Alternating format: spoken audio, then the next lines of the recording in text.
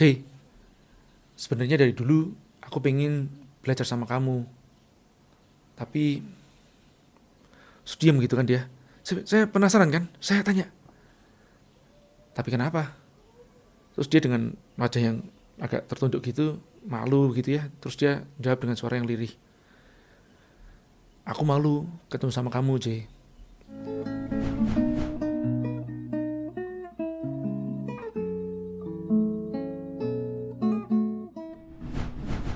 Tahun 96 saat saya masih kuliah di Surabaya, saya bahkan sejak tahun 93 sering mengikuti kajian-kajian rutin. Setidaknya seminggu 2 kali. Yang satu adalah kajian umum, yang kedua adalah kajian halakoh atau likok kelompok kecil. Yang saya rasakan pada saat itu semakin bertambahnya keilmuan saya, justru malah semakin bertambah kesombongan saya. Terutama pada saat belajar ilmu fikih atau tentang hukum-hukum dari agama.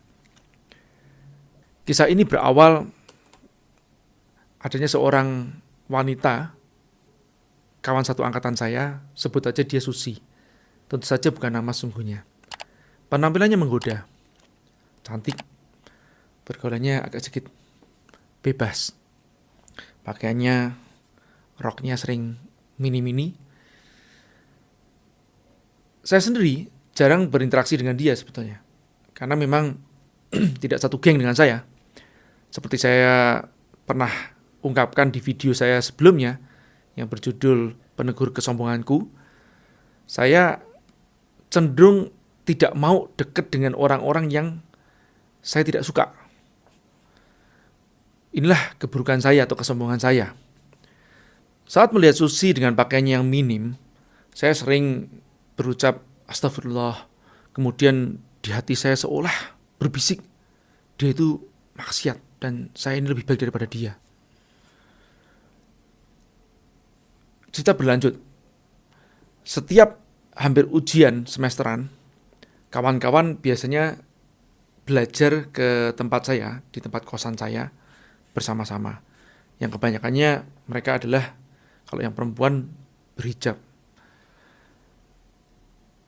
Suatu saat, Susi datang bersama dengan kawan-kawan saya tersebut. Saya agak kaget, baru kali itu dia datang. Dan gak pernah sebelumnya. Saya cuman dek gitu aja, saya diam. Kemudian dia belajar bersama dengan kawan-kawan, dan usailah hari pertama. Kawan-kawan berjanji atau ngajakin janjian untuk keesokan harinya dilanjutkan karena sudah malam. Dan keesokan harinya ternyata Susi datang paling awal. Yang lain belum datang. Wah, mulai agak canggung nih. Saya sempat tanya nih, pertama kali biasalah ya saya bertanya basa-basi. Yang lain pada kemana? Belum datang ya? Oh iya, mungkin lagi on the way sih. Sudah diam. Karena ya cuman kita berdua di meja itu, saling diam-diaman. Terus kemudian Susi membuka percakapan setelah senyap. Jay, sebenarnya dari dulu aku pengen belajar sama kamu. Tapi diam gitu kan dia. Saya penasaran kan, saya tanya, tapi kenapa? Terus dia dengan wajah yang agak tertunduk gitu, malu gitu ya. Terus dia jawab dengan suara yang lirih, aku malu ketemu sama kamu, Jay. Aku merasa kok kayak diriku ini kayak kotor, sedangkan kamu itu bersih dan alim. Astagfirullahaladzim, seandainya saat itu Allah mencabut nyawa kita berdua, sayalah yang pantas masuk neraka dan dia pantas masuk surga. Kenapa bisa begitu? Ya karena di balik baju alim yang saya kenakan terdapat kotoran hati kesombongan saya. Sebaliknya Susi yang merasa dirinya kotor, tidak memiliki pikiran kotor terhadap orang lain.